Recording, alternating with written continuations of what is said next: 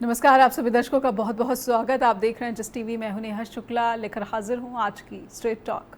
तो क्या भारत की काबुल कूटनीति और इससे घिर चुका है पाकिस्तान? जिस तरीके से अफगानिस्तान और पाकिस्तान के बीच तनाव बढ़ा है, यहाँ पर दोनों देशों के बीच सेनाओं के बीच जिस तरह से संघर्ष देखने को मिला है, ये भी दावा हो रहा है कि पाकिस्तान के सैनिकों की जो है इस दौरान अच्छा खासा नुकसान हुआ है पाकिस्तानी फ़ौज को। और अफ़गानिस्तान में पाकिस्तान का दावा है कि उसने चरमपंथ आतंकवाद को मिटाने की जो उसकी कोशिश है वो रंग लाई है। हमारे साथ कुछ आज मेहमान जुड़े हुए हैं, उनसे समझने की कोशिश करेंगे कि अफ़गानिस्तान पाकिस्तान का तनाव, और ख़ास करके उस वक्त जब अफ़गानिस्तान में तालिबानी सरकार के विदेश मंत्री आमिर खान मुत्तकी जब भारत यात्रा पर हैं, तो फिर इस दौरान पाकिस्तान की फ़ौज ने अफ़गानी सीमाओं में घुसकर जो अपना सैन्य ऑपरेशन किया या फिर जहां पर हमले किए, इसके क्या मायने हैं। लेकिन कुछ सवाल हम पहले अपने दर्शकों के सामने रखें और उसके बाद समझने की कोशिश करेंगे कि इसका भारत की विदेश नीति के से जुड़ा जो सवाल है या फिर मायने हैं वो क्या क्या निकाले जा रहे हैं, जानकार क्या कह रहे हैं। अपने दर्शकों के सामने हम रखते हैं आज का पहला एक फैक्ट कि अफ़गानी विदेश मंत्री आमिर खान मुत्तकी भारत यात्रा पर आए हैं। संयुक्त राष्ट्र से विशेष अनुमति के तहत भारत की ही ये पहल थी, जिसके बाद मुत्तकी भारत पहुंचे। और मुत्तकी की इस यात्रा पर पूरी दुनिया की नज़र है। खास बात यह भी है कि मुस्लिम समुदाय से उनकी मुलाकात हो रही है। आतंकवाद के साथ साथ जियो पॉलिटिक्स से भी जोड़कर मुत्तकी की भारत यात्रा को देखा जा रहा है। भारत से बढ़ती दोस्ती के क्या क्या मायने हैं, इसे भारत के पक्ष में बताया जा रहा है, पाकिस्तान का नुकसान बताया जा रहा है। बगराम एयर बेस जो अफ़गानिस्तान में है, जिससे ट्रंप अपनी चाहत जता चुके हैं कि अमेरिका अपने कब्ज़े में लेना चाहता है। अगर इस लिहाज से भी देखें, जियोपॉलिटिक्स के लिहाज से भी देखें, तो क्या भारत ने अमेरिकी मंसूबों पर पानी फेर दिया है? पाकिस्तान और अफ़गानिस्तान में तनाव बढ़ चुका है, तो क्या पाकिस्तान दो मोर्चों पर घिर चुका है? क्योंकि भारत के साथ उसके जो तनाव हैं वो लगातार जारी है। सीमा पर कह सकते हैं कि तनाव बना हुआ है, क्योंकि अभी हाल ही में हमने देखा कि भारत के रक्षा मंत्री हों या फिर भारत के जो CDS हों, जनरल अनिल चौहान, वो भी इस तरीके से बयान देते हैं कि हम जो है तैयार हैं और इस वक्त जो भी वार होगा या फिर दुश्मनों के जो है हौसले पस्त किए जाएंगे। रक्षा समझौते के तहत सऊदी अरब ने भी एक बयान दिया है जो कि उसका पाकिस्तान के साथ हुआ है। और अफ़गानिस्तान के साथ हुए तनाव पर इस रक्षा समझौते के क्या मायने से कैसे देखा जाना चाहिए, क्योंकि जब पाकिस्तान और सऊदी अरब में ये रक्षा समझौता हुआ था तो भारत की जो चिंताएं हैं काफ़ी ज़्यादा बढ़ी हुई बताई जा रही थी। और इसके बाद अब जब अफ़गानिस्तान और पाकिस्तान के बीच इस तरह का संघर्ष हुआ है, तो फिर इन चिंताओं को कैसे देखा जा रहा है। हमारे साथ जो आज के मेहमान जुड़ चुके हैं स्ट्रेट टॉक के प्लेटफॉर्म पर, आइए उनका स्वागत कर लेते हैं। हमारे साथ जुड़ रहे हैं सौमित्र रॉय, वरिष्ठ पत्रकार। हमारे साथ जुड़ रहे हैं professor Brahmadeep Alune, foreign issues expert. और हमारे साथ जुड़ रहे हैं doctor Prabhat Rai, foreign issues expert. आप सभी का बहुत बहुत स्वागत करती हूँ। और शुरुआत में सौमित्र सर आपसे करना चाहती हूँ। मुत्तकी की भारत यात्रा, चर्चे बहुत, और जिस तरीके से भारत यात्रा ये हुई है, पहले तो आपकी इस यात्रा पर ही टिप्पणी लेना चाहती हूँ सौमित्र सर। उसके बाद पाकिस्तान के साथ ये जो संघर्ष है उसको अगले कड़ी में समझने की कोशिश करूँगी। सौमित्र सर। देखिए, पहली बात तो ये है कि अगर आप जो हमारे डिफेंस मिनिस्टर हैं राजनाथ सिंह साहब, उनका अगर इस साल सितंबर का बयान अगर आप देखें तो उन्होंने एक बहुत बड़ी बात कही थी। जी। वो बात उन्होंने कही थी कि हम POK को बिना लड़े बिना जंग के हम वापस ले सकते हैं। हम्म। तो ये पोस्ट ऑपरेशन सिंदूर ये बयान सामने आया था कि साहब भारत आते हैं, तालिबान सरकार को भारत ने मान्यता नहीं दी है। जी। बेसिकली ये एक डिप्लोमेटिक मिशन है, और अब भारत ने ये कहा है कि डिप्लोमेटिक मिशन को जो अफगानिस्तान में है काबुल में, उसको हम एम्बेसी में बदल देंगे। तो ये एक बहुत बड़ी पहल है, और ये पहल पाकिस्तान पर कहीं ना कहीं से दबाव बनाती है। और एक जिसका सबसे बड़ा जो सबूत है कि जो रिटेलिएशन हुआ है TTP को लेकर अफगानिस्तान में, तो वो रिटेलिएशन एक पाकिस्तान की बढ़ती हुई चिंताओं को दिखाता है। और जो जॉइंट स्टेटमेंट आया है भारत और अफगानिस्तान के बीच में जो बैठक हुई है, तो वो जॉइंट स्टेटमेंट में अगर आप एक वर्ड को अगर आप देखें, उन्होंने कहा है कि अफगानिस्तान, मतलब भारतीय विदेश मंत्री ने कहा है कि Afghanistan is a contiguous neighbour. Contiguous neighbour का मतलब होता है कि पाकिस्तान एक ये जो अफगानिस्तान है वो पड़ोसी देश है, लेकिन मिला हुआ है हमसे। इसको अगर आप डिकोड करना चाहें तो जी कहीं ना कहीं से ये मामला पीओके से जुड़ता है। और अब जो भारत का एक कमिटमेंट है कि पीओके 1947 से ये कमिटमेंट है कि पीओके भारत का हिस्सा है। और अब मुझे लगता है कि एक कोवर्ट ऑपरेशन, एक ऑपरेशन या डिप्लोमेटिक, जी इसको भारत लेने की कोशिश करेगा। और पाकिस्तान में जितनी भी इंस्टेबिलिटी होगी, भारत के लिए वो अच्छी बात है और कहीं ना कहीं उसके अफगान से तार जुड़ते हैं। जी, यानी सौमित्र सर, आपका सीधा सीधा मानना है कि पाकिस्तान का ये जो हमला है भारत की इसी कोवर्ट जो एक ऑपरेशन कह लीजिए या फिर स्ट्रैटेजी कह लीजिए, उसी का एक बेचैनी दर्शाती है। हमारे साथ प्रोफेसर ब्रह्मदीप अलूने भी जुड़े हुए हैं, उनसे समझ लेते हैं। प्रोफेसर ब्रह्मदीप अलूने, आमिर खान मुत्तकी का भारत आना और उसके बाद इस समय पाकिस्तान का अफगानिस्तान की सीमाई प्रांत पर हमला करना, इसे आप कैसे देखते हैं? आप भी सहमत हैं जो सौमित्र जी कह रहे हैं? जी जी देखिए, पाकिस्तान क्यों खास है अमेरिका के लिए? क्योंकि पाकिस्तान जो है वो अपनी कूटनीतिक भूमिका अदा करता है, एक रणनीतिक भूमिका अदा करता है।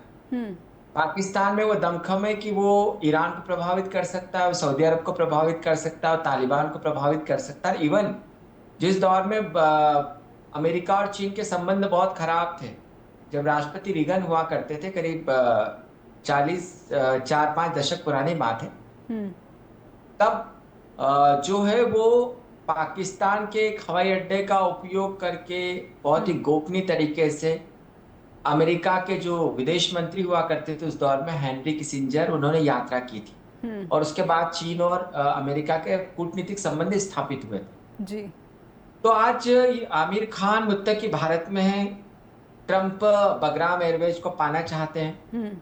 आपका महत्व तब बना रहेगा जबकि आप पूरा जो इलाका है वहां पर आप रणनीतिक तौर पर कितने मजबूत और कितना प्रभावित कर सकते हैं। हम बार बार सोचते हैं कि भारत की सबसे खराब बात पिछले सालों में यह देखने में आई है कि दक्षिण एशिया में भारत का प्रभाव कम हुआ है, और उसका नतीजा आप वैश्विक तौर पर भोग रहे हैं और भोगेंगे। क्योंकि यदि पड़ोसियों पर ही आपका प्रभाव नहीं है, तो फिर एक दौर था जब ट्रंप ने कहा था कि बांग्लादेश को लेकर हम भारत तय करेगा कि बांग्लादेश में क्या होगा। बिल्कुल, फिर आपने ये फरवरी की बात है, एक दौर की बात नहीं है, फरवरी में ट्रंप के शब्द है। जी जी बिल्कुल। तो आप जब बगराम को लेकर ट्रंप इतने आक्रामक मूड में, और पाकिस्तान जो है वो पाकिस्तान और अफगानिस्तान के बीच क्लेश हो रहा है, और भारत ने तालिबान के साथ संबंधों को मजबूत कर लिया है, तो इससे अमेरिका का संदेश तो गया है कि अफगानिस्तान में उसके जो राजनयिक हित है या उसके रणनीतिक हित है, उसकी रक्षा पाकिस्तान नहीं कर सकता, भारत कर सकता है। मतलब पिछले दिनों की तमाम नाकामियों के बाद आपने कोई अच्छा काम ये किया है कि पाकिस्तान के विदेश मंत्री को बुलाया है, उससे बात की है, और आपने एक रणनीतिक बढ़त लेने का काम किया है। तो अफगानिस्तान के जी ये बात अच्छी है, और इसके दूरगामी परिणाम बहुत बेहतर हो सकते हैं, क्योंकि आप पाकिस्तान पर दबाव डाल सकते हैं। और दूसरी बात है कि आपने एक जो टेस्ट भी हो गया कि सऊदी अरब और पाकिस्तान का जो ट्रीटी हुई थी कि एक दूसरे पर हमला तो क्या करेगा। अब सऊदी अरब जो है वो इस बात को भली भांति जानता है, क्योंकि उनको अपनी अमीरी का, जो वहाँ के अमीर होते हैं, उनके कब्जों की भी रक्षा करना है। तो वो कभी गलती नहीं कर सकते कि तालिबान से दुश्मनी ले ले, या पाकिस्तान के चक्कर में वो तालिबान पर हमला करने की कोशिश, सऊदी अरब ऐसा नहीं कर सकता। तो उसका जवाब भी भारत को मिल गया कि यदि पाकिस्तान और सऊदी अरब में से पाकिस्तान पर हमला किया तो सऊदी अरब का क्या होगा। तो कुल मिलाकर अफगानिस्तान के विदेश मंत्री की भारत यात्रा कूटनीतिक स्तर पर या रणनीतिक स्तर पर बहुत अच्छी है, भारत की बेहद यथार्थवादी नीति है। भारत को यथार्थवादी नीति स्वीकार भी करना पड़ेगा, क्योंकि आप लोकतंत्र को स्थापित करने की मांग तो कर सकते हैं, लेकिन आप तालिबान को ये नहीं कह सकते कि लोकतंत्र आप स्थापित कर ही लो। हाँ, लेकिन इन सब के साथ एक बात और अच्छी हो गई है कि तालिबान की प्रेस कॉन्फ्रेंस में महिलाओं को भी बाद में बुलाया गया। तो कुल मिलाकर बहुत ही नियंत्रण और संतुलन का प्रेस कॉन्फ्रेंस, और भारत के लिए यह बात अच्छी है। नेहा जी, चलिए एक ब्रेक का इशारा और एक छोटे से ब्रेक के लिए रुकेंगे। डॉक्टर प्रभात राय हमारे साथ बने हुए हैं, उनसे भी समझने की कोशिश करेंगे कि अफगानिस्तान के प्रति जिस कूटनीति का परिचय भारत ने कराया है, इससे पाकिस्तान कितना घिरा हुआ नज़र आता है, और अमेरिका जो कि पाकिस्तान को अपने करीब लगातार लाने की कोशिश करता दिख रहा है, भारत के साथ कहीं ना कहीं अपने ताल्लुकात वो ख़राब करना चाह रहा है, और इसमें उसने कोई कोताही या फिर हिचकिचाहट नहीं दिखाई है। एक ब्रेक लेते हैं, ब्रेक के बाद लौटेंगे स्ट्रेट टॉक के सवालों के साथ। तो पाकिस्तान कितनी बुरी तरीके से घिर गया है, यही समझते हैं। आइए ले चलते हैं अपने दर्शकों को डॉक्टर प्रभात राय के पास। डॉक्टर प्रभात राय, क्या आप भी हमारे जो दो विशेषज्ञ उन्होंने कहा है कि आमिर खान मुत्तकी की भारत यात्रा कई मायनों में भारत के पक्ष में नज़र आती है, पहले इस पर एक छोटी सी टिप्पणी, और क्या पाकिस्तान मात खा चुका है जो लगातार पहलगाम हमले और उसके बाद से ऑपरेशन सिंदूर के बाद से अपनी कूटनीति के जो है पींगे बढ़ा रहा था? भारत कहीं ना कहीं अलग थलग पड़ता हुआ नज़र आ रहा था, और उसको भारत ने एक ही झटके में जो है चित कर दिया है। तो नेहा जी, ये तो नहीं कहा जा सकता कि पाकिस्तान असफल हो रहा है और हम बड़े सफल हो रहे हैं जी। कारण क्या है, देखिए, पाकिस्तान का सबसे बड़ा खैरख्वाह अमेरिका बन गया है।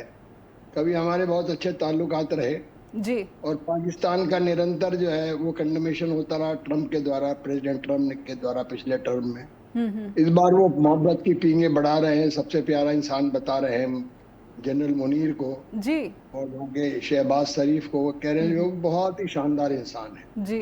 तो एक बड़ा एलाइट अभी उन्हें मिला है हाल ही में पाकिस्तान को, और हम इसको लेकर बड़ा ज्यादा जो है बढ़ा चढ़ाकर बातें कर रहे हैं कि अफगानिस्तान हमारा हो गया।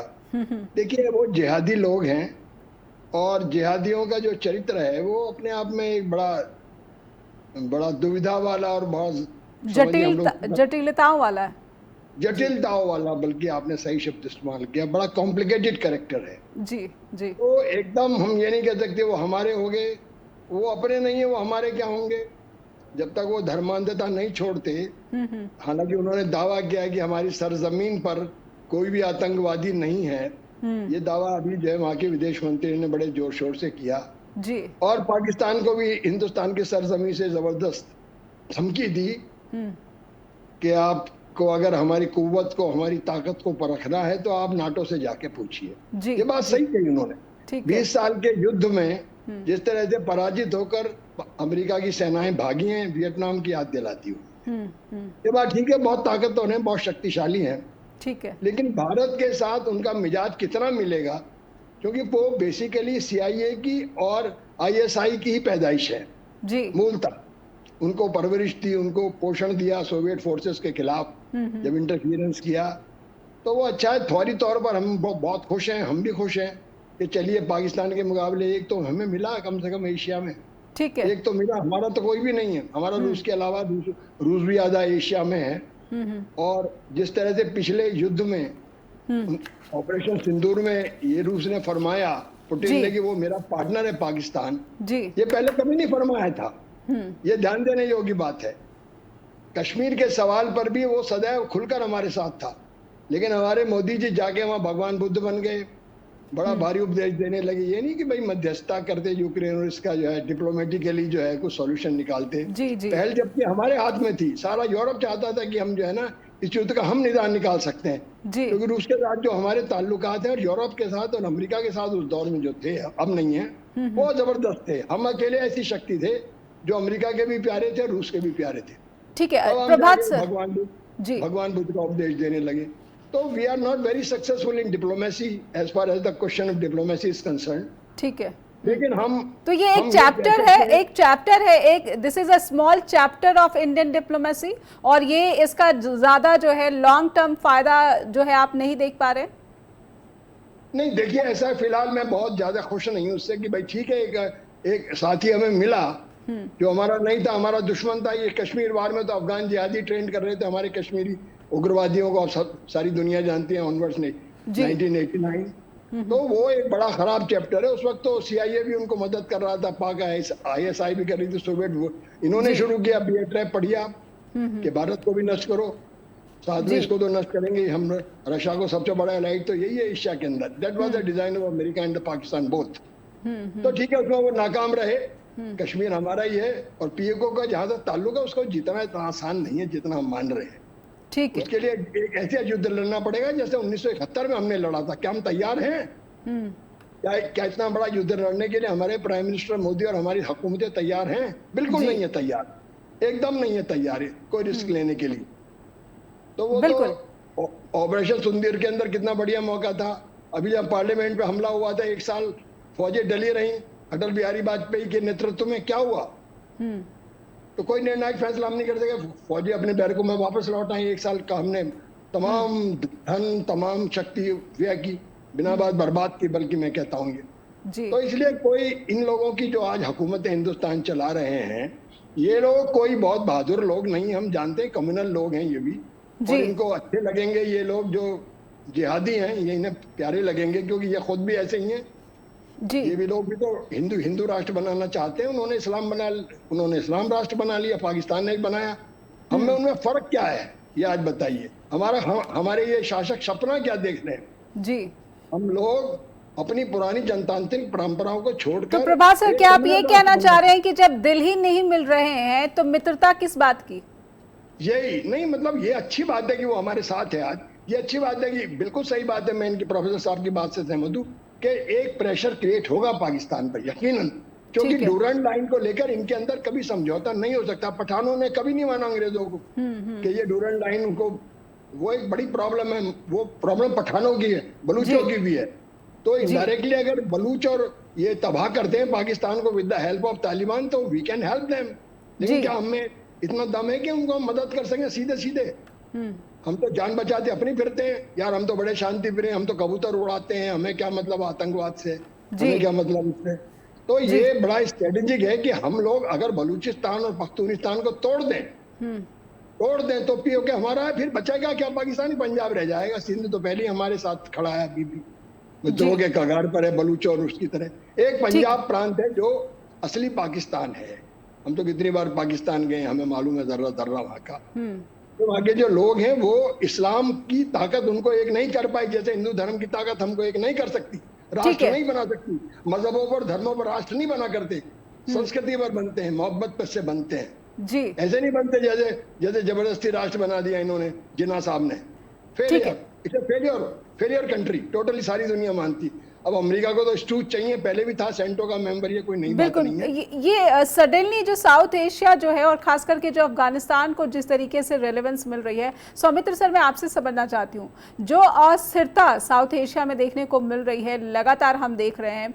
अब अफगानिस्तान की ये जो टेंशन है, ये कह सकते हैं कि अभी तो शांति है, लेकिन ये टेंशन बना हुआ है, और आप इसे कैसे देख रहे हैं? और इंडिया का जो रोल है इसमें, संदेश जरूर जा रहा है, लेकिन जैसा प्रोफेसर ब्रह्मदीप अलूने कहते हैं कि ये मैसेज देने की कोशिश की गई है अमेरिका को कि अगर साउथ एशिया में कोई आपकी मदद कर सकता है, कोई स्ट्रैटेजिक इम्पोर्टेंस रखने वाला देश है, तो वो भारत है, पाकिस्तान नहीं।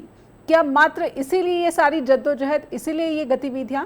जबकि चीन को हम देखते हैं सौमित्र सर, तो जब से तालिबान सरकार वहां पर स्थापित हुई है उसके बाद से चीन काफ़ी एक्टिव है, लेकिन भारत कभी जो है इतना एक्टिव नज़र नहीं आया। लेकिन ये सडनली जो ये एक्टिविटीज़ बढ़ गई है और ये जो दोस्ती बढ़ रही है, जिस तरीके से मित्रता की बातें हो रही हैं, इसके कई और मायने आप देख पा रहे हैं? नहीं, बिल्कुल। देखिए, जब भूकंप आता है तो हमें पता नहीं चलता कि हमारे पैरों तले जमीन के नीचे कितनी प्लेटें खिसक गई। तो वो हमको जो दिखता है वो है भूकंप का जलजला होता है, लोग तबाही होती है, बिल्डिंगें गिर जाती हैं, वो हमको दिखता है। लेकिन ये एक जियोपॉलिटिकल शिफ्ट जो लगातार हो रहा है, हम शायद उसको देख नहीं पा रहे हैं। पहली बात, जब ऑपरेशन सिंदूर जब शुरू हुआ था, उसके बाद में एक अफगानिस्तान हमारे साथ में खड़ा था जी। तालिबान सरकार ने पाकिस्तान की निंदा की और भारत का साथ दिया। भारत ने अब उसको बुलाया, लेकिन भारत का जो मकसद है, जो भारत का हित है, वो अफगानिस्तान से व्यापारिक संबंध बनाने, वहां पे जाके माइनिंग करने, वहां पे जाके मिनरल्स निकालने या वहां का इंफ्रास्ट्रक्चर बनाने के नाम पर नहीं है। अगर आप देखें तो चाबहार पर भारत का नियंत्रण अब खत्म हो चुका है। चाबहार ईरान का एक ऐसा बंदरगाह था जिसमें पाकिस्तान को बाईपास करके भारत मध्य एशिया तक अपनी पहुंच बना सकता था, और जब वो खत्म हो गया है तो एकमात्र एक रास्ता बचता है, जो कि पीओके में, जो अफगानिस्तान के साथ में जो बॉर्डर लगता है, उस दर्रे पर भारत की नजर है। लेकिन अगर मान लीजिए पीओके पाकिस्तान के पास में है, तो भारत का एक्सेस लैंड रूट से कभी भी अफगानिस्तान की तरफ नहीं होगा। जहां तक चाइना की बात अगर आपने कही है जी, तो चाइना का तो 300 मिलियन वहां पे लगा हुआ है। अफगानिस्तान एक पार्ट है BRI प्रोजेक्ट का, और वहां पे CCP का जो पूरा मतलब चाइना पाकिस्तान इकोनॉमिक कॉरिडोर का पूरा जो नेटवर्क है, इवन ऑप्टिकल फाइबर भी जो चाइना से जा रहा है, वो सारा कुछ तो वहीं पर है। तो हमारा ये कहना है कि अगर हम पीओके को अगर हम कैप्चर कर सकते हैं और अफगानिस्तान इसमें हमारी अगर मदद कर सकता है, तो हमारे लिए तो ये अच्छा ही है। लेकिन इसके खतरे भी हैं। खतरे इसलिए हैं क्योंकि चाइना का काफी सारा इंटरेस्ट और पैसा उसमें लगा हुआ है। हमने ठीक है अफगानिस्तान में जो हमारा संसद भवन है उसको हमने बनवा दिया, कुछ अस्पताल हमने बना दिए, कुछ रोड्स हमने बना दिए, ठीक है, वो कोई बात नहीं है। लेकिन मेरा बस इतना कहना है कि जो एंटी टेररिज्म जो हमारी पॉलिसी है, उस पॉलिसी को अगर अफगानिस्तान सपोर्ट करता है और पाकिस्तान में उन एलिमेंट जैसे जैश का मामला है, लश्कर ए तोयबा का मामला है, ये सारे जो आतंकी संगठन हैं उनका कैंप पीओके में है, तो वहां पे अगर अफगानिस्तान हिट करता है तो भारत के लिए तो ये डबल सपोर्ट है। तो बिल्कुल, को अगर हम इस आतंकवाद का जो सवाल बना हुआ है, ये काफी जी बिल्कुल बिल्कुल, आतंकवाद का जो सवाल बना हुआ है, चाहे वो पाकिस्तान की धरती पर पनप रहा हो या फिर उसको समर्थन मिल रहा हो या फिर उसको फंड मिल रहा हो, ये बात तो है ही। लेकिन अफगानिस्तान में भी जो आतंकवाद है, हालांकि तालिबान सरकार का ये दावा है कि आतंकवाद वहाँ पर ख़त्म हो चुका है, लेकिन चिंताएं तो बनी हुई हैं वहाँ पर। किस तरीके से अगर देखें कि मानवाधिकारों को कुचला जा रहा है, तो कहीं ना कहीं जो एक व्यवस्था। जी, मैं एक ब्रेक के बाद आती हूँ आपके पास, आप जल्दी से अपनी बात रखें, उसके बाद मैं ब्रेक से वापस आती हूँ। अगर आप तालिबान सरकार को देखें तो वहां पे 3 स्टेक होल्डर्स हैं। एक हक्कानी गुट है, एक एक जो ISIS है, और उसके अलावा एक जो पाकिस्तान का तहरीक तालिबान पाकिस्तान, वो भी उसमें शामिल है। जी जी, तो अगर आप इस कोएलिशन को अगर आप देखें तो टेररिज्म नहीं है ये नहीं कह सकते, क्योंकि TTP जो है पाकिस्तान में अटैक कर रहा है। हक्कानी ग्रुप वो भी अफगानिस्तान पे, कभी पाकिस्तान पे वो अटैक करता है, वो शिफ्टिंग है। तो ISIS तो है ही इंटरनेशनल टेररिस्ट, और जो आमिर खान मुत्तकी हैं वो तो UN से रिकॉग्नाइज्ड टेररिस्ट हैं। जी बिल्कुल, आप कैसे कह सकते हैं कि वहां पे टेररिज्म नहीं है? बिल्कुल, तो वो जो एक भारत का एक बड़ा सा ऑपरेशन है, बड़ा सा अभियान है पूरी दुनिया में एंटी टेररिज्म, तो उसमें भी कहीं ना कहीं जो है ये सवाल पैदा कर सकता है। इस तरह की बातें जरूर इस पर विचार।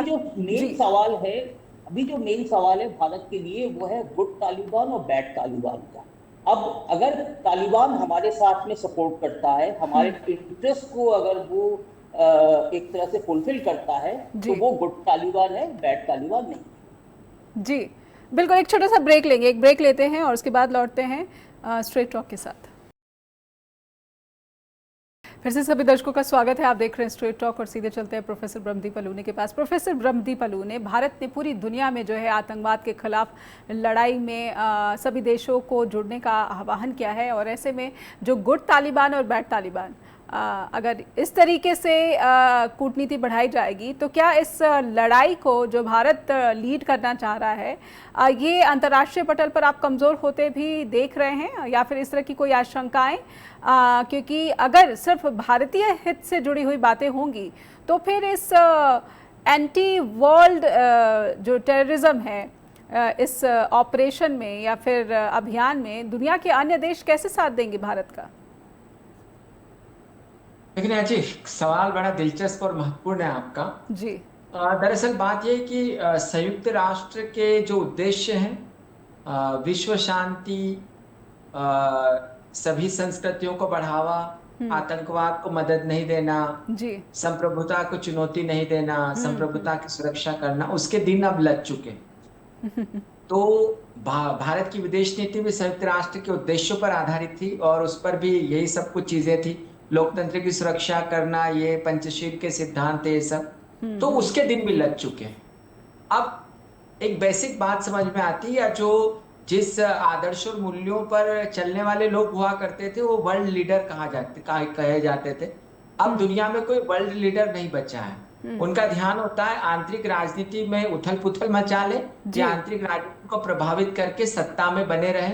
वैश्विक राजनीति किधर भी जाए, यदि दुनिया की महाशक्ति अमेरिका ऐसा कर सकता है, यदि ट्रंप अपने दक्षिण पंथियों को खुश कर सकते हैं, अपने लोगों को खुश कर सकते हैं और वैसे वैश्विक राजनीति का संचालन करते हैं, तो दूसरे देश भी ऐसा ही करेंगे। ये भी हमको स्वीकार करना चाहिए। अब तीसरी बात यह है कि भारत दूसरों के सामने क्या अपने आप को कैसा प्रस्तुत कर रहा है। तो देखिए, किसी भी देश की विदेश नीति उसके राष्ट्रीय हितों पर निर्भर करती है। हमारे राष्ट्रीय हितों की पूर्ति हम कैसे कर सकते हैं? राष्ट्रीय हितों की पूर्ति को करने के लिए आपको समझौते करना पड़ेंगे और यथार्थ में जो चीजें उसको स्वीकार करना पड़ेगी। या तो आप आपने इतना मादा रखें कि आप यथार्थ को बदल दें या फिर यथार्थों को स्वीकार कर लें। तो यथार्थ यह है कि म्यांमार में सैन्य शासन है और आपको उनसे अच्छे संबंध बनाए रखना है। यदि आप आंग सान सू की का इंतजार करते हैं तो आप समझ लीजिए कि आप अराकान आर्मी के भी दुश्मन है, सेना के भी दुश्मन है। चीन का पूरा कब्जा हो जाएगा और उत्तर पूर्व में आपके जो उग्रवाद है वो और ज्यादा बढ़ जाएगा, जो पहले ही बढ़ा हुआ है। अब दूसरी बात है कि आप यदि तालिबान की मदद नहीं करेंगे तो जिसके बारे में अभी रॉय साहब जिसकी चर्चा कर रहे थे, फिर कश्मीरी आतंकवादियों को जिसके बारे में अपने सौमित्र सर ने भी कहा, प्रभात जी ने भी कहा कि फिर आप कश्मीर में क्या होगा ये भी पता कर लीजिए। तो कुल मिलाकर फायदा इसी में है कि आप तालिबान को उतना स्वीकार करें जितना वैश्विक राजनीति में स्वीकार किया जा रहा है। हमने अपने दूतावास को ऐसा कहा है कि हम उसको वापस ठीक ठाक कर रहे हैं, लेकिन हमने चूंकि संयुक्त राष्ट्र ने अभी उसको मान्यता नहीं दी है तो भारत ने भी तालिबान को मान्यता नहीं दी है। दूसरी बात यह है कि भारत के हित तो हैं और इसमें, लेकिन एक बात पर मैं मतलब बहुत स्पष्ट कहना चाहूंगा, पीओके को लेकर भारत की कोई नीति तब तक कारगर नहीं हो सकती जब तक कि चीन को उसमें शामिल नहीं किया जाए। 55% जो जमीन है कश्मीर की भारत के पास है, 35% पाकिस्तान के पास है और बाकी चाइना के पास है। हम पीओके को लेकर हमेशा कहते हैं कि पाकिस्तान से लेंगे, लेकिन हम एक भी बार मैंने कभी सुना नहीं कि ये कहा हो कि पाकिस्तान ने जो जमीन चीन को दी है वो भी हासिल करेंगे। भाई मैंने तो अपने जितने भी वर्ष की उम्र गुजारी है मैंने कभी सुना नहीं। तो आप चीन को जब तक इन्वॉल्व नहीं करते तब तक पीओके को आप कैसे पाएंगे, ये मेरी समझ में नहीं आता। लेकिन हाँ, ये बिल्कुल बहुत स्पष्ट है कि चूंकि अफगानिस्तान हमको यूरोप तक जाने का मार्ग देता है, अफगानिस्तान मध्य पूर्व तक जाने का मार्ग देता है, अफगानिस्तान में यदि आपका प्रभाव है तो आप पाकिस्तान पर दबाव बनाए रख सकते हैं क्योंकि दोनों तरफ से दबाव बनता है। और अफगानिस्तान में प्रभाव रख के आप शिया सुन्नी तुर्क, क्योंकि वहां पर बहुत सारी जातियां हैं, उन पर प्रभाव बनाए रख सकते हैं। और प्राकृतिक तौर पर भारत को इसलिए यह अवसर मिल गया है क्योंकि जो अफगानिस्तान है वो न केवल धुरंधर रेखा को मानता नहीं है, लेकिन उसके साथ साथ धुरंधर रेखा को एक ऐसी रेखा मानता है जो कि पश्तूनों को या पख्तूनों को अलग अलग करती है। आप यही समझ लीजिए कि म्यांमार और जो भारत की सीमा है उसमें 16 किलोमीटर का इलाका क्यों है, क्योंकि नागा और ये जो लोग हैं तो वो लोग सीमाओं को नहीं मानते। जी। ये पूरा का पूरा जनजातीय इलाका है, जी, और जी। जनजातीय कबीलों को आप जब बांटने की बात करते हैं तो वो फिर उनकी जो है उनकी अस्मिता से जुड़ा मसला हो जाता है। तो जब भी पाकिस्तान ने जैसे वहां पर बॉर्डर बनाने की कोशिश की, तो उन्होंने पश्तूनों ने अपनी अस्मिता पर हमला बताया, बांटने की कोशिश बताई। तो अफगानिस्तान और पाकिस्तान का हमेशा इसको लेकर विरोध बना रहेगा, और यदि भारत अफगानिस्तान के लोगों के साथ खड़ा रहता है तो मुझे लगता है कि भारत को हमेशा रणनीतिक बढ़त मिलती रहेगी। फिलहाल तालिबान के साथ नियंत्रण और संतुलन के जो संबंध है वो भारत के हित में, लेकिन इसको आतंकवाद की दृष्टि से देखना इससे ठीक नहीं है, क्योंकि जब से तालिबान अफगानिस्तान की सत्ता में आया है, तो अब वो तालिबान आतंकवादी संगठन की तरह बर्ताव नहीं कर रहा है, अब वो एक राष्ट्र की तरह बर्ताव कर रहा है। क्योंकि यदि तालिबान आतंकी संगठन की तरह बर्ताव करता तो संभवतः वो आसिम मुनीर के साथ खड़ा होता। अफगानिस्तान और पाकिस्तान के बीच तालिबान के रहने के बावजूद जो अंतर्विरोध खड़ा हुआ है, इसलिए हुआ है क्योंकि तालिबान ने स्वीकार कर लिया है कि अब हमको अफगानिस्तान का नेतृत्व करना है, और यदि कोई भी वहां की सरकार या कोई भी समूह यह कहता है कि हमको अफगानिस्तान का नेतृत्व करना है, तो फिर मुझे लगता है भारत के हित उसके साथ जुड़ सकते हैं। जी बिल्कुल, आपने सही बात कही, लेकिन जब बात कट्टरता की आ जाती है जब और तालिबान सरकार की कार्यशैली की आ जाती है तो चिंताएं पैदा होती हैं, और इन चिंताओं पर भारत की चुप्पी, खामोशी, मौन जो है वो अंतर्राष्ट्रीय पटल पर भारत की चुनौतियों को, और जैसा कि जटिलताएं हैं उसको और गंभीर बनाती हैं।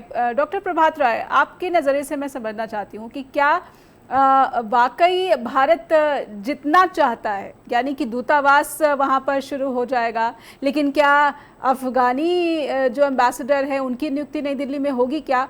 बहुत सारी ऐसी बातें हैं, और कौन से झंडे का इस्तेमाल किया जाएगा दूतावास में, बहुत सारे सवाल ऐसे हैं कि इन सवालों का क्या कोई उत्तर मिलेगा, या फिर ये जो कुछ अनिश्चितताएं हैं, कुछ जो है सवाल हैं वो उनका जवाब अभी नहीं मिलेगा, ये एक अच्छी और मजबूत शुरुआत भर है? डॉक्टर प्रभात राय जी। नेहा जी, ऐसा है कि रूस ने जो मान्यता दी है, सबसे पहले जुलाई में रूस ने रिकॉग्नाइज किया ना इसको, जी जी सबसे पहले जी, तो कुछ सोच के किया होगा। ये सोचा कि अमेरिका का आज सबसे अगर प्रबल शत्रु कोई है एशिया में, तो वो कौन है? वो है अफगानिस्तान, तालिबान। ये एक रणनीतिक दोस्ती है, मैं फिर कह रहा हूं, इसमें मिजाज नहीं मिल रहा है रूसियों का और इनका, लेकिन दुश्मन का दुश्मन दोस्त है ना, जो मैंने एक आर्टिकल भी लिखा है, भेजा है आपको। ये अमोघ मंत्र है कूटनीति का, क्योंकि हम बहुत लंबे वक्त से कूटनीति में रहे हैं। तो ये शत्रु है किसका? अमेरिका का। अमेरिका नहीं खड़ा किया था, लेकिन आज अमेरिका के लिए सबसे बड़ी आफत कौन बना? किसने न्यूयॉर्क ट्रेड सेंटर पर हमला किया? किसने ओसामा बिन लादेन को शरण दी? ये अफगानिस्तानी था। उस तरह पाकिस्तान में वो मारा मिला, और उसको मारा गया। एक ही थे ना, वो अलग अलग नहीं थे, तब एक ही थे सब। ये भी वो थे, ये दोनों ही वैश्विक जिहाद के सबसे बड़े गढ़ थे। उस समय कोई फर्क नहीं था, लेकिन 20 साल लड़ने के बाद और हजारों पठानों को खोने के बाद, क्योंकि ज्यादातर डोमिनेटिंग अफगानिस्तान में पठान, पख्तून, जिन्हें पश्तून भी कहते हैं, वो हैं 52%। ताजिक हैं, उज्बेक से, आप जानती हैं अच्छी तरह, सब लोग जानते हैं। जी। लेकिन जो डोमिनेटिंग फोर्स है वो पश्तून है वहां पर। वो निर्णय भी लेते हैं, हालांकि उनमें भी अंतर विरोध रहे। पहले जो वार लॉर्ड्स की सरकार थी अहमद शाह मसूद और हिकमत यार में, उसकी वजह से उनका विनाश भी हुआ। उस वजह से तालिबान को सत्ता नशीन भी करा सकी ये मिलिट्री पाकिस्तान की। वो सब बातें साफ है, लेकिन बिल्कुल ठीक कहा प्रोफेसर साहब ने, मैं सहमत हूँ एकदम इससे, कि अब जब से ये तालिबान पावर में आए, इन्होंने हिस्ट्री से सबक सीखा है कि किस तरह से हमने जब वैश्विक जिहाद के हिस्से बने तो क्या हमारा हश्र हुआ। क्या हश्र हुआ हमारा? 20 साल हमें लड़ना पड़ा नाटो के खिलाफ। ये अच्छी तरह से ये सबक सीख चुके हैं। ये बात ठीक है नेहा जी, बिल्कुल आपने दुरुस्त कहा कि वो बहुत कट्टर हैं, महिला विरोधी हैं, फेनेटिक इस्लामिक हैं, लेकिन वो अलग प्रश्न है। लेकिन हम लोग रणनीतिक दृष्टि से जो दोस्ती कर रहे हैं इनसे, वो उसी तरह कर रहे हैं जैसे रूस ने की है, चीन ने की है। चीन और रूस का एक गुट है। हम लोग तो अमेरिका के एंटी नहीं थे अब तक, लेकिन अब हम क्या करें, हमारी मजबूरी है। हमको ब्रिक्स में ताकत के साथ जाना पड़ा। हम तो बैलेंस कर रहे थे अभी तक, लेकिन जिस तरह से ठोकर मारी हमको ट्रंप ने, जिस तरह से वहां के जो है हमको भुगतना पड़ा, कितना बड़ा हमारा नुकसान हो गया, आप जानते हैं कितना बड़ा ट्रेड हमारा गड़बड़ हो जाएगा जी। तो उसके तहत हमने तो दुश्मनी नहीं की, हम तो आज भी चाहते हैं कि ट्रेड पैक्ट हो जाए अमेरिका से हमारा। कब चाहते हैं कि हम किसी से दुश्मनी सचमुच नहीं चाहते। हम व्यवहार की दृष्टि से हमने तो पाकिस्तान से भी कितनी बार सुलह करने की कोशिश की, अटल बिहारी गए, मोदी जी खुद मत्था टेकने गए नवाज शरीफ के दरवाजे पर। एक ब्रेक लूंगी मैं जी। कितना भी दक्षिणपंथी हम कहें, दोनों ही लीडर्स ने, जो टॉप लीडर्स रहे इंडियन पॉलिटिक्स में, जो राइटिस्ट हम फोर्सेस कहते हैं, जो हिंदुत्व की बात करते हैं, उन्होंने भी कोई कसर नहीं छोड़ी पाकिस्तान से सुलह करने में। इंदिरा गांधी ने भी किया था शिमला समझौता। हमारा हर leader cutting across the party line Pakistan से सुलह करके शांति से जीना चाहता। हमने तो वो लाइन ऑफ कंट्रोल को मान लिया था, कह दिया था भाई तू रख इस कश्मीर को। लेकिन जब वो 32 साल से लड़ रहा है हमारे खिलाफ, 38 साल से बल्कि कहूंगा, हम क्या करें ये बताइए, हम क्या करें। बिल्कुल, एक ब्रेक लेती हूँ मैं प्रभात सर जी। हमारे सामने कोई रास्ता नहीं कि हम कश्मीर पर आधिपत्य करें। जब मौका मिल जाए सारे कलेश दूर हो जाएंगे। बिल्कुल, एक छोटे से ब्रेक के लिए रुकूंगी। एक ब्रेक का वक्त हो चला है, स्ट्रेट टॉक में लेते हैं एक छोटा सा ब्रेक के बाद फौरन लौटेंगे। फिर से सभी दर्शकों का स्वागत है और चलते हैं सौमित्र जी के पास। सौमित्र सर, कुछ दिन पहले ही ये खबर आई थी कि तीनों देश, चाहे वो भारत हो, पाकिस्तान हो, चीन हो, सब ने मिलकर बगराम एयरबेस की जब बात है तो किसी भी देश की संप्रभुता की बात कही थी और कहीं ना कहीं इससे जो क्षेत्रीय स्थिरता की बात कही थी। अब उससे हटकर ये जो ताज़ा घटनाक्रम सामने आ रहे हैं, इसमें वापस से ऐसा लग रहा है कि वहीं जहाँ से चले थे वहीं पे पहुँच गए हैं। सौमित्र सर, ये क्या हलचलें जो हैं वो कोई स्थायित्व जो है समाधान की तरफ या फिर किसी बदलाव की तरफ इशारा नहीं करती हैं? देखिए नेहा जी, साउथ चाइना सी में भी हलचल है और वो हलचल ताइवान को लेकर है और चाइना पर अब बेइंतहा दबाव है क्योंकि फिलीपींस का झगड़ा जो है फिर से बढ़ चला है जी। और ये फिलीपींस और जापान दोनों मिलके जो है एक दबाव बना रहे हैं चाइना पर ताइवान को लेकर जी। तो अमेरिका चाहता है कि क्यों ना ये जो पूरा का पूरा जो प्रेशर है वो ईस्टर्न फ्रंट पे भी शिफ्ट किया जाए। और अफगानिस्तान की अगर आप स्ट्रेटेजिक लोकेशन देखेंगे तो वहां वो बिल्कुल चीन के सामने खड़ा है। अफगानिस्तान का जो बॉर्डर है वो जिंजियांग जो उनका प्रोविंस है, जहां उइगर मुस्लिम रहते हैं, तो वहां पे खड़ा हुआ है। तो अमेरिका चाहता है कि वो उनको कंटेंट करे, उनके सामने जाके खड़े हो जाए। बगराम एयरबेस पे शायद F-35 आ जाए और वहां पे एक पाकिस्तान जो अमेरिका की सैन्य चुनौती जो है बिल्कुल चीन के सामने हो जाए। तो अब अगर तालिबान सरकार ने ये मना कर दिया है कि हम बगराम एयरबेस नहीं देंगे, इसलिए भी मना किया है कि जैसे प्रभात जी ने कहा कि एक रशिया ने जो उनको रिकॉग्नाइज किया था जुलाई में, तो रशिया भी बिल्कुल सामने खड़ा है अफगानिस्तान के। वो भी नहीं चाहेगा कि अमेरिका और उनके बीच में बिल्कुल आमने सामने की एक जैसे एक टक्कर जैसी चीजें हो जाए। तो इसलिए जो है वो कहीं ना कहीं से एक तालिबान का जो एक सॉवरेनिटी है और तालिबान एक देश के रूप में जो काम कर रहा है, उसने काफी सोच समझ के अमेरिका को ना किया है। हो सकता है कि आगे चल के अब ये बगराम एयरबेस वाला जो मसला है वो एक कोवर्ट एक जियोपॉलिटिक्स की तरह से काम आए और चाइना को एक तरह से कंटेंट करने के लिए या प्रेशर बनाने के लिए। ठीक है, मैं बांग्लादेश का जी सौमित्र सर, आप जल्दी से बात अपनी खत्म कर लें, समय बहुत ही सीमित है। तो मेरी बात खत्म होगी जी। ऐसे प्रोफेसर, मैं आपसे एक छोटी सी टिप्पणी लेना चाहती हूँ। अमेरिका की कोशिशें जो हैं वो बांग्लादेश में भी नजर आती हैं। अमेरिका फिर से जो है अपना सैन्य एयरबेस जो है कहीं ना कहीं एक स्ट्रांग बेस बनाने की कोशिश में दिख रहा है। बांग्लादेश को आप कैसे देख रहे हैं और भारत की जो भूमिका है इसलिए और ज़्यादा महत्वपूर्ण हो जाती है क्योंकि बांग्लादेश से तो भारत के संबंध बहुत खराब चल रहे हैं। एक छोटी सी टिप्पणी फिर मैं प्रभात जी से भी लेना चाहूँगी जी। नहीं, देखिए ऐसा लगता है कि ट्रंप ने आर्थिक प्रतिबद्धताओं के नाम पर जो अपनी रणनीति की स्थिति को कमजोर किया, उसके कारण CIA का प्रभाव बढ़ा और CIA के गहरे दबाव में ट्रंप आ गए। तो अभी तक ट्रंप जो है वो जो भी कर रहे थे, लेकिन अब आने वाले समय में वापस ट्रंप को रणनीतिक तौर पर अपने आप को स्थापित करना पड़ेगा। तो वही बांग्लादेश में आप देख रहे हैं, वही अफगानिस्तान में कोशिश देख रहे हैं और दक्षिण कोरिया की जो यात्रा करने वाले ट्रंप, तो मुझे यह भी लगता है कि कोरिया में जो सैन्य अड्डा है अमेरिका का, तो कोरिया से वापस अच्छे संबंध होंगे जिससे कि चीन पर दबाव बनाया जा सके। जी प्रभात सर, इस पूरे घटनाक्रम के बाद ये कहा जा सकता है कि पाकिस्तान को जो लगातार चीन और अमेरिका दोनों का साथ मिल रहा था, अब ट्रम्प को सोचना पड़ेगा कि वो जब साउथ एशिया की बात करते हैं और चीन को टक्कर देने की बात करते हैं, तो एज प्लान उनके अकॉर्डिंग चीज़ें यहाँ पर नहीं चल सकती हैं। प्रभात सर, बिल्कुल संक्षेप टिप्पणी।